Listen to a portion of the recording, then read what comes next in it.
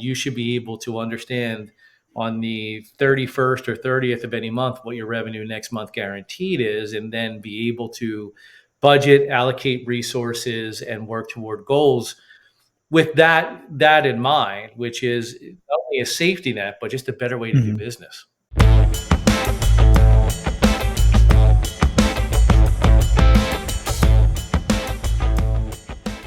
Awesome, Scott. Thanks so much for coming on today. I'm glad we finally got to do this. I'm really looking forward to this conversation. Going to touch on some stuff that I think is really in the works for the industry and going to change a lot. So, for the people who haven't had the pleasure of meeting you, tell us who you are Yeah, and so the my company name that is you're with. Scott Pashley. I am an investor and chief growth officer in Bowl Now, which is my first real foray into the entertainment and bowling industry. But I've got a background in SaaS, membership, and software. Awesome. Yeah, I'm really excited to talk memberships. But first, I'd love to hear a little bit about maybe the memberships you've done in the past. I mean, you've built two pretty large companies that have, had some exits in two different niches or industries, and largely on the back of memberships. So, give us just a quick, brief overview Sure, of what yeah. those look like. So back in the day, the early 2000s, when I was just a young buck working in the gym space, a company came about called Global Fit, which if you've ever gotten a discount to a gym or a reimbursement from your company or an insurance company, that's Global Fit on the back end. And they really might have been the first marketplace ever where my good friend John Cassidy had the idea of let me aggregate gyms and then go to insurance companies and Fortune 500 companies and say, look, it's better if your employees are healthy. If a gym's $60, we're going to bill your employees 52. We're going to turn around and give the gym 48, $49. And so, like in that way, gyms were reaching gainfully employed people. And the gym, for their part, they had a zero acquisition cost. So it was a win for everybody. So essentially, the first time that I can think Yeah. of, and I could be wrong, where people were connecting business and a network of something, and the something in this case was gyms. And I can recall because the gym industry had just gone through this idea of we're going to bill annually and it's $360, and people would come in and put $360 on our desk and we'd push Mm, it back and say no, give us 30, because we wanted the monthly recurring revenue to it just strengthens you to get loans to be able to buy new gyms or buy new equipment.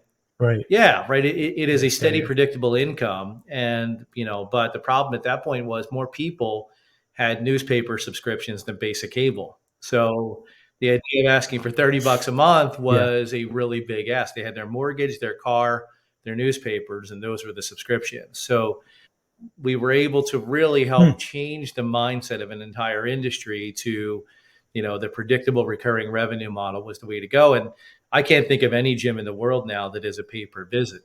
That's just not the way it is.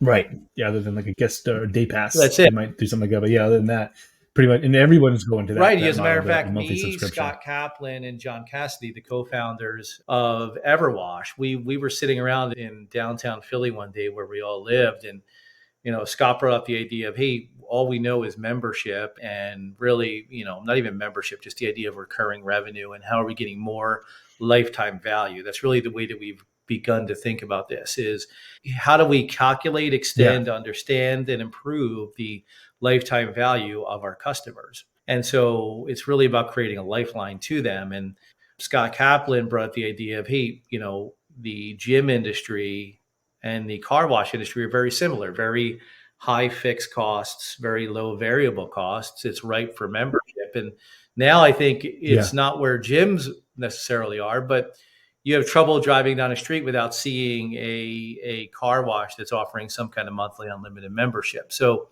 it's really that idea of how do we make revenue more predictable, which is what we ended up loving about Bowl Now when we were introduced to Dan and we were Right. running the largest car wash network in the world and $100 million company. And this young guy walks into our headquarters through a different relationship and says, I'm trying to make revenue more predictable through reservations and ultimately creating a lifeline to the customer through customer management. That really we began to think the bowling industry is really similar to the gym industry and the car wash industry.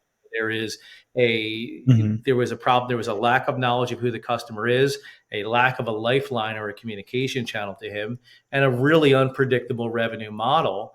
And we said, great, like this is our next Mhm. industry. Bowling should have a predictable revenue stream, a lifeline to the customer, and you should be able to understand on the 31st or 30th of any month what your revenue next month guaranteed is, and then be able to budget, allocate resources, and work toward goals with that in mind, which is not only a safety net, but just a better way to do Mhm. business. Yeah, and I think maybe 20 or 30 years ago, then they would have had the answer to that would have been leagues, right? We have the steady people who come in every week, 30 weeks out of the year, 36, whatever it is.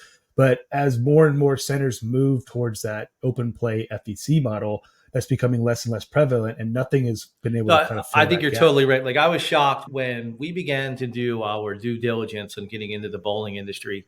And like immediately it was attractive to us because of the similarities between the other industries where we've grown really large networks. I was really surprised that even the successful operators didn't have a way other than a paper tickler system to notify people that their birthday is coming up and that there's an option for bowling. Or are you Right. getting a net promoter score, or managing reputation, or are you getting people to refer people? I mean, we got to the point in the car wash industry where of the hundreds of thousands of members, millions ultimately have come through our system, 30% come through member referral, Mhm. vehicle add-on, meaning getting more revenue, more lifetime value per household, or win back. So we had a lifeline to say you left, come back. And in bowling, that was really absent. And a big part of that is sort of what you're talking about, this evolution Oh of yeah. bowling away from leagues. And I think, it's sort of, Forrest, it speaks to me a little bit, and I'd be curious of your thoughts of, there is more indirect competition for the leisure consumer dollar now than there was when people were in leagues with work and everything. Now they've got other things to sort of spend their money on, whether it be Netflix or miniature golf or Mhm. something else. But Yeah. that idea of a direct line to recurring predictable revenue is disappearing. And there's good and bad about that, but that's just the facts of the world. And how do we replace that? And it's really by creating customer management and understanding how are you getting more people, not just bowling, but those people that are bowling, how are you getting them to bowl more often? That's why our new tagline is obsessed with more Mhm. people bowling more often. It's both things. Yeah. Yeah, because I think we ran the numbers for Midway and a few other centers, and the average like open play type customer only Yeah. comes in twice every 3 years. So one and a half times a year. It's just not that many. Whereas how hard would it be to get them to come in one or two extra times? And how huge of a increase in business would that be just for that Think about small that, right? incremental So increase? we've we are in the process of not just collecting the data for everybody that makes a reservation or comes into your bowling center through different means, but collecting what we call the anonymous bowler. You've got 5 people in a party. Traditionally, it's been maybe you have the information for Tom who booked the reservation, but for the other 4 people in Tom's party, they remain completely anonymous. We found a way to stop that, to gather their information and put them into a flow. So if we can get Tom to bowl once more a year, that's huge. You've doubled your revenue on Tom. But if we can get Jane, Joe, Hmm. Mark, and Tim, who were part of Tom's party, to also bowl once more, you know, what is that original reservation Right. worth? It's worth a heck of a lot more.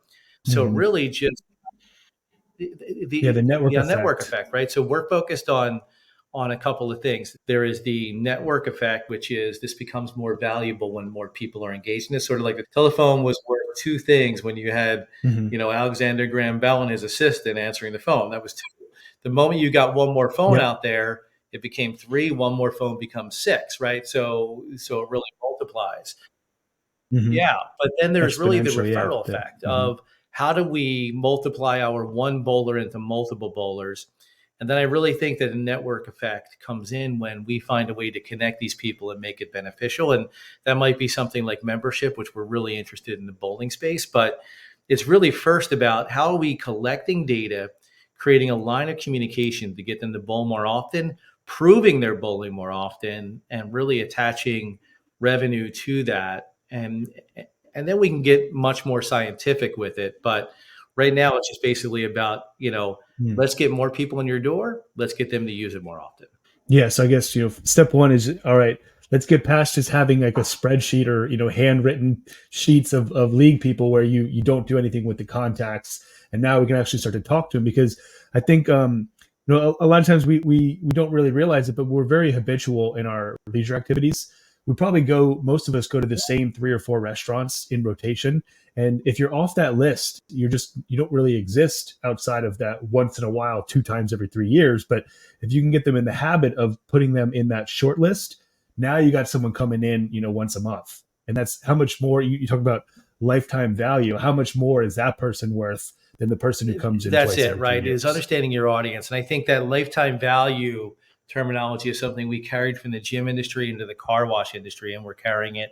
I don't know how prevalent it really is in the bowling or entertainment industry, but carrying that lifetime value and actually databasing this person, being able to look at all their purchases through history, be able to look at the communications they opened. Do they open text message more than they open email? Are they the type of person who is going to be referring people? Can we ask them for a net promoter score, meaning sad face to happy face? And when they put the happy face, ask them to do a review. So, how are we holistically helping your business, not just through the immediate revenue generation from that person and the four other people he booked for? That's massive.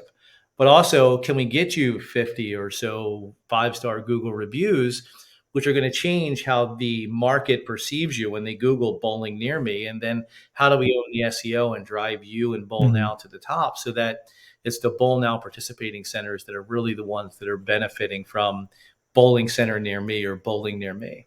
Right.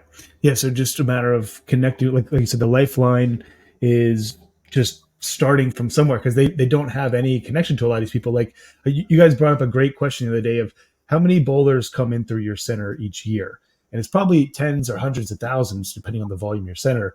And how many of those people do you actually have their emails? And of those people who you have their emails, how many of them get something from you on a regular basis? And of those, who actually opens it? I bet it's less than 0.1% in the grand scheme.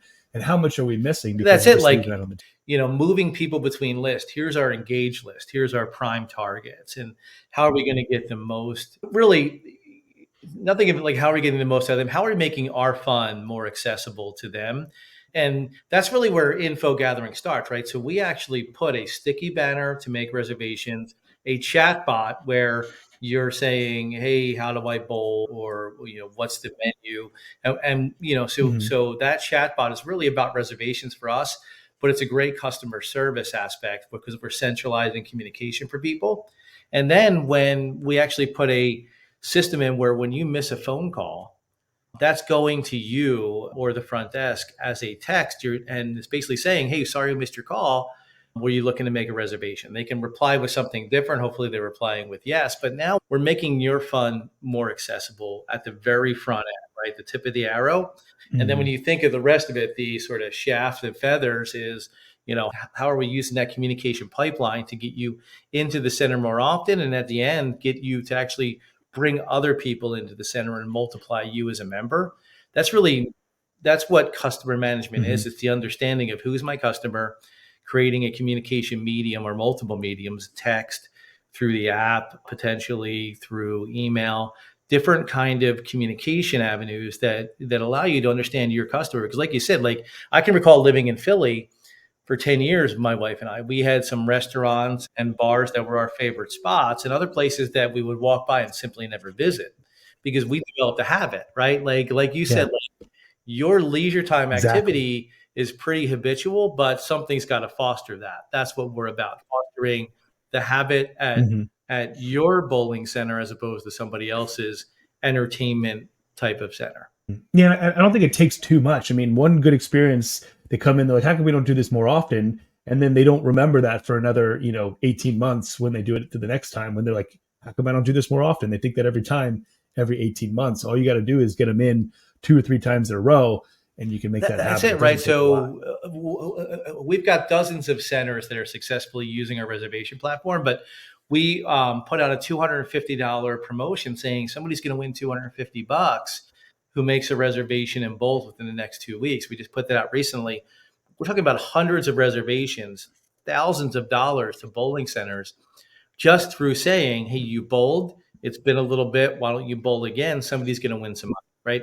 We put that out of our own Yeah. pocket just to prove the concept that having that lifeline actually does get people to bowl more often. And it doesn't take much to really develop a habit. Like if you look, what you're talking about as far as the average usage for a person in a leisure setting, whether it be bowling or something else, but particularly bowling in this case is, 1 to 3 times a year, like real lucky. Um, if we look at what the car wash industry was across a lot more car washes, 64,000, but it was very similar. It was 3.2. Like we've been able to drill down in that industry to almost a science of 3.2 uses per year. When we look, the average member is using it about 3.2 times a month, right? So what we've done is taking Hmm. consumers, turn them into habitual users through some kind of offer. In that case, it's membership. It doesn't always need to be. But what we've done is created a situation where they're a habitual user paying us recurring monthly revenue. We know what we're getting from them. We know how often they're going to use it. It's high fixed cost, it's low variable. Everybody's profiting from it. But that person has a real relationship to that institution, in that case being a car wash. Let's create real relationships to your bowling institution, your family entertainment center institution for these Hmm. people through smart communication that turns it into a habit and makes them feel welcome to bring their family, to refer their friends, and just makes it all right. This is the spot I go to on Thursday once or twice a month.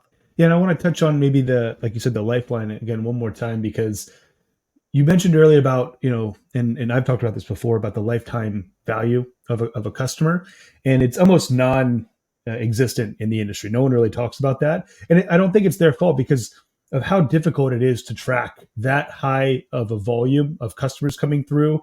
A lot of them are paying cash. They might just buy one thing at one counter, another at another counter. Really hard to track. What excited me about what you guys have is you start to complete that circle, as I call it, where we can see when they came in, we can see what they spent, we can start to know who they are, and then you can finally get a sense of what that lifetime value is for them through the software tracking it rather than you tracking it. Because let's be honest, a proprietor manually tracking all their Yeah, customers and what no. they spend, impossible, never going to happen.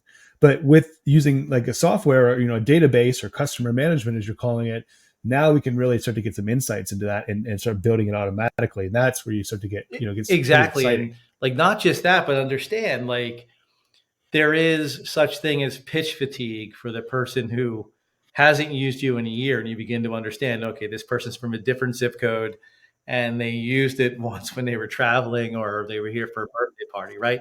Really Hmm. understanding a little bit of the science behind what Amazon does and how they communicate to you and all these other companies that you're frequently using. There's a science behind what they're doing, right? So lifetime value may never Hmm. be, like unless we're talking about a specific recurring revenue model, it may never be able to be boiled down to a science, but there are things that we've understood as we built these models in the gym and car wash industry that you can begin to understand what is the persona of a frequent user and then what's the communication flow to them versus what is the occasional user. And there's sort of that, like anybody who's a salesperson understands, there's a nurturing cycle and there are different flows and stages to an opportunity, but you communicate to these people differently. And that's Hmm. what we need to understand as an industry is what's the right way to nurture somebody along to get them to adopt the behaviors that we want them to adopt. And it may not always be the same. We may understand this person is a birthday person, right? And they've got 3 kids and they've done birthdays with us for 4 years in a row for 2 different kids. They're going to do that third kid, right? Hmm. Like let's build a model for that. Right. Whereas this guy is a league bowler who never does anything but league bowling. Okay, we understand. There's a way to communicate to him. He'll be annoyed if you're talking to him about Hmm. birthdays and St. Patty's Day bowling, right? But there's a person St. Patty's Day Right. bowling is right. And it's sort of building this science Exactly. behind how are we increasing lifetime value based off of knowledge of a persona and knowledge of each individual. Like everybody is different, but we can sort of say, here's what we predict that it is going to happen based off of this communication and do a little testing and figure out whether we're right. But but ultimately what we can't do is simply say we had 10,000 people, to reference the number you said, in our door, and good luck. Let's see what happens with those 10,000 people in the next couple months. Right? Right. Right. Exactly. Yeah. How are you supposed to create profiles of these people if you have no information on them? It all starts with how do you easily capture the information and track it over, the course of thousands of customers. And the only way to reasonably do that is through a software like what you guys have, especially if you can add the purchase component too, because then you get to see the transaction. You can actually start to calculate Yeah. how much they're spending. And that's where, for Right. me, Like, and that's really why for exciting. us, like we started out as a reservation company, but what we realized was there's a real need in this industry for the customer management portion of this to help people understand how we're getting the most out of every single customer and not to treat every single customer exactly the same. And so we've gone through this evolution of great, you're happy with the reservation system. We believe we're the best. That might be a biased opinion, but it is a painful thing to switch a reservation company. We can take over the communication component of any reservation system, or if you're using other system to gather contact information from Wi-Fi or however else for summer bowling programs, you're gathering contact information.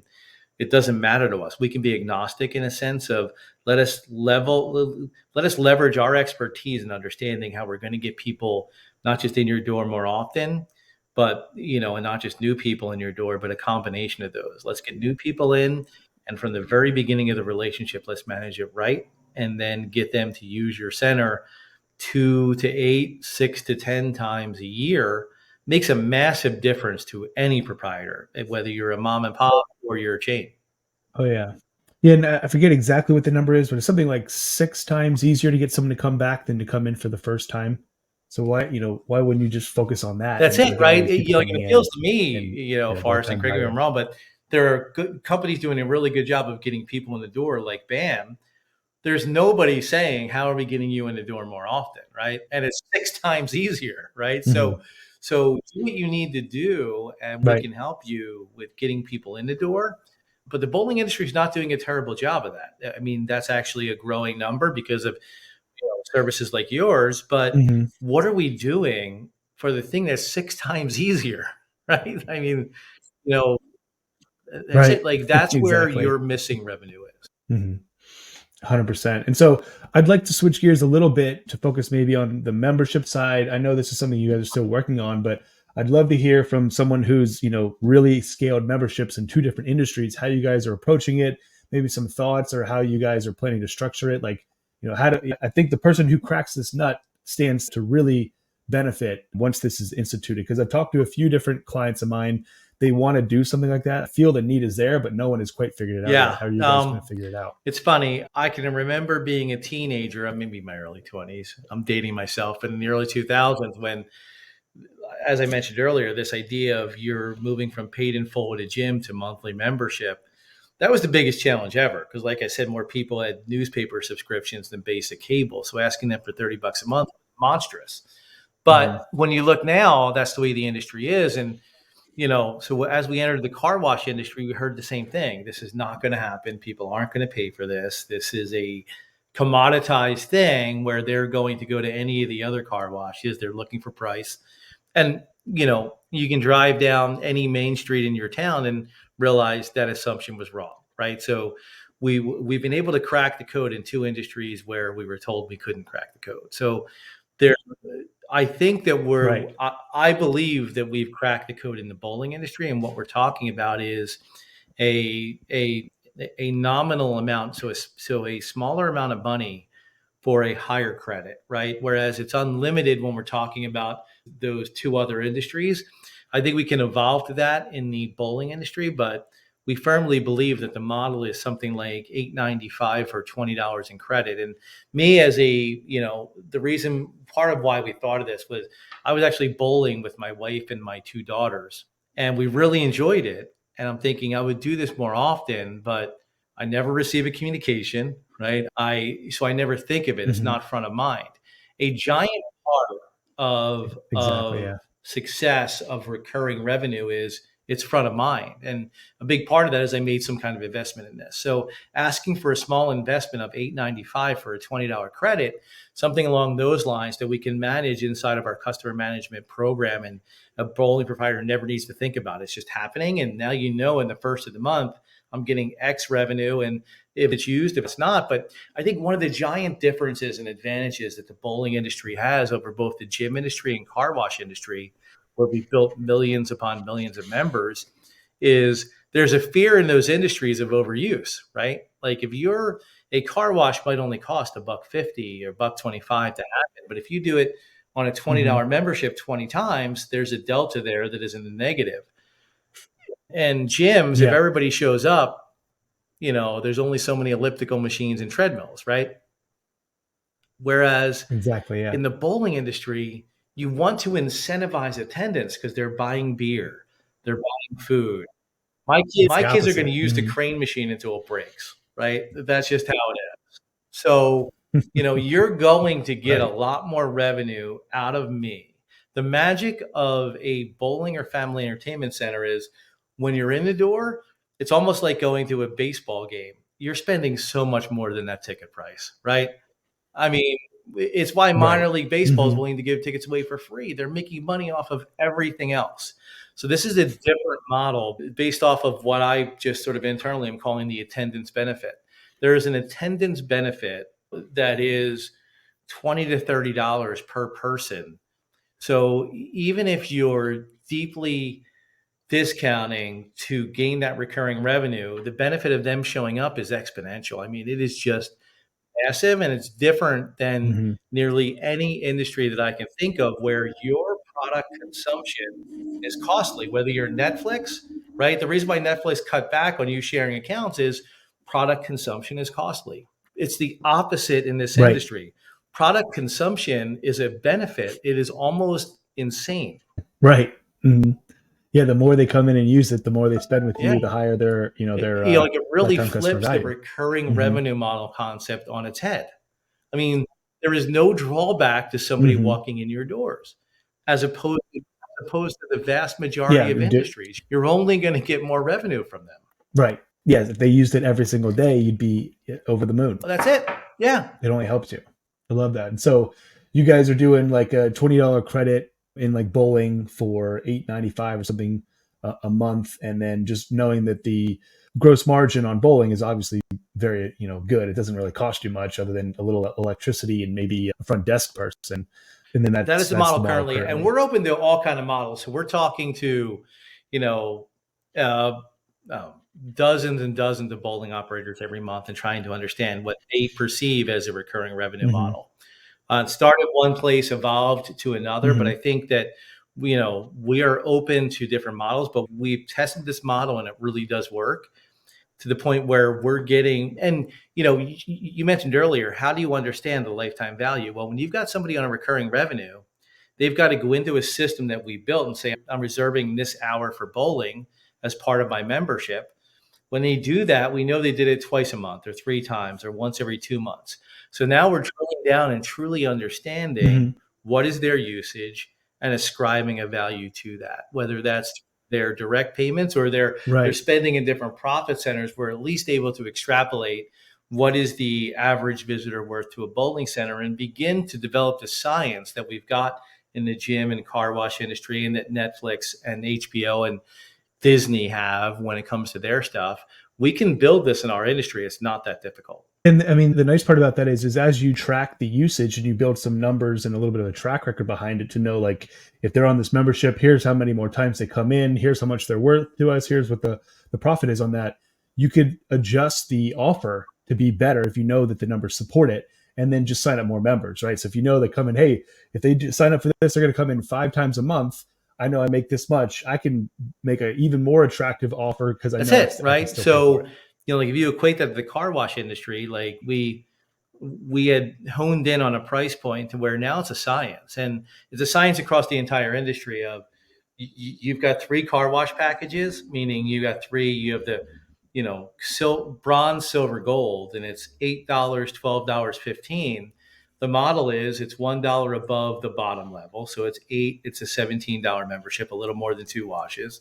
In the middle, it is even. At the top, it's $1 better than twice, right? So you make a really good point in the fact that we can, the more usage we get on any particular model, the more data we have to understand what the perfect model is. I think we've hit on something really important and really valuable, and it's going to work. But there will always be fine tuning to understand what is the consumer appetite, where is a threshold, and how do we end up pricing this.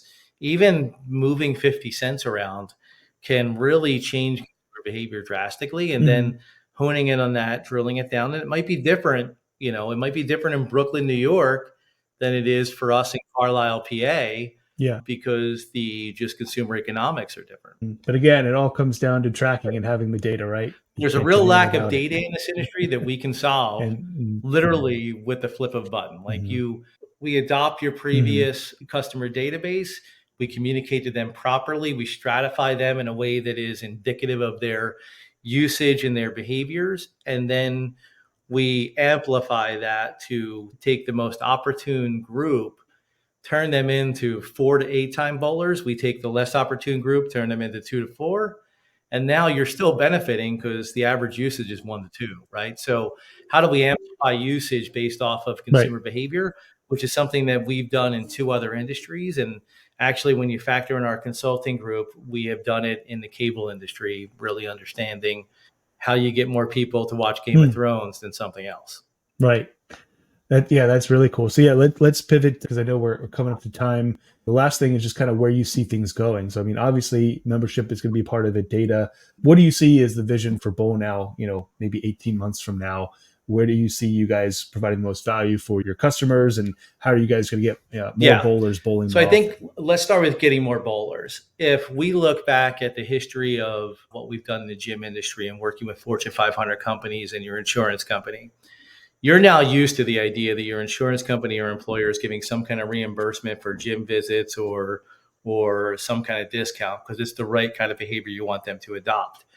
So we learned from that. We moved into the car wash industry. We worked with T-Mobile Tuesday, over 1,000 car washes, got 35,000 members in 3 days to join, right? So first off, we are going to be the first marketplace for people who think in the way that you think, where am I ordering food from? And you're going to Grubhub or Uber Eats. We've achieved that in 2 industries, right? So now we want people to eventually go to Bowl Now, but the first thing we'll do is own SEO and make it so when you search bowling near me, it's us who are popping up. You're number 1 if you're and then once you're in the door, right? That's sort of the magic is we are going to understand how we become the place that when you say, I want to bowl, it's one of the centers that are affiliated with us. And we're only going to take $1 of that. They're going to make $100 reservation, give us $1, right? So then when it comes to getting people to bowl more often, so we're making bowling more accessible, and we're doing that through a marketplace. But then when we work directly with somebody, even with a different reservation system, we'll put a sticky banner that we've done a lot of research on and how it works, and then a chat bot, and then a missed call text asking them if they want a reservation. So making your things that aren't necessarily generated through us more beneficial. They know your number, they called you. How are we making fun accessible? So creating interest, making fun more accessible, and then once they're in the door, understanding and stratifying them based on behavior and getting them to adopt more usage, spend more money at your center, understanding lifetime value, and potentially even tying them into your center with some kind of loyalty play. And to me, to be clear, the only loyalty play is membership. If you're asking somebody for, I'm going to give you a discount on your 10th bowling session, when is that going to happen, right? That leaves you completely blind. 20 years by the typical math. That's it. 20 years. Literally the only loyalty play in the world is membership, right? So, how do we tie these people to us with a communication tether, understand their behavior, begin to communicate to them in a more sophisticated way as we evolve to adopt the behaviors we want? And clearly the behavior is lifetime value, right? It's all about, we will help you get them in the door. If they come through a different means and they land on your website, we're making fun more accessible. And then once they're in your door, we are communicating to them in a really sophisticated fashion to generate more lifetime value. Yeah, no, I love it. I mean, you guys are really kind of bringing things to the next level and into the future. And I think you guys are the right ones to do it because, you have a track record of doing it multiple times. Well, thank you. I It's really appreciate that. exciting. We're looking forward to sort of Hmm. helping, there's a lot of good stuff happening in this industry. It's modernizing. I think in the same way that we've done with a couple other Hmm. industries, we can really help this modernize in a different sense that you sort of a rising tide raises all ships. We don't care whose reservation system you have, what you're doing.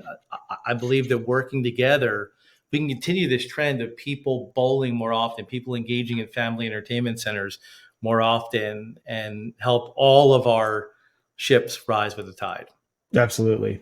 Absolutely. Yeah. So if people are listening to this and they're thinking, hey, that sounds pretty good, I would love to start getting more information on my customers. Membership sounds interesting. What's the best way for them to get in touch with you guys or at least see Yeah, a so they demo or can something? go to joinballnow.com is really the best way to get a little picture of what we're about. And just, we're happy to always talk. And, you know, I think one of the main reasons why I invested in this company and this industry was Dan Maury. So Dan owns two bowling centers. And one of the things I've always loved about being on a call with Dan is that he spends probably, if we have an hour call scheduled, he's probably giving advice for 20 to 30 minutes because he's a young guy who has built, two bowling centers from a couple 100,000 to well over 1 million.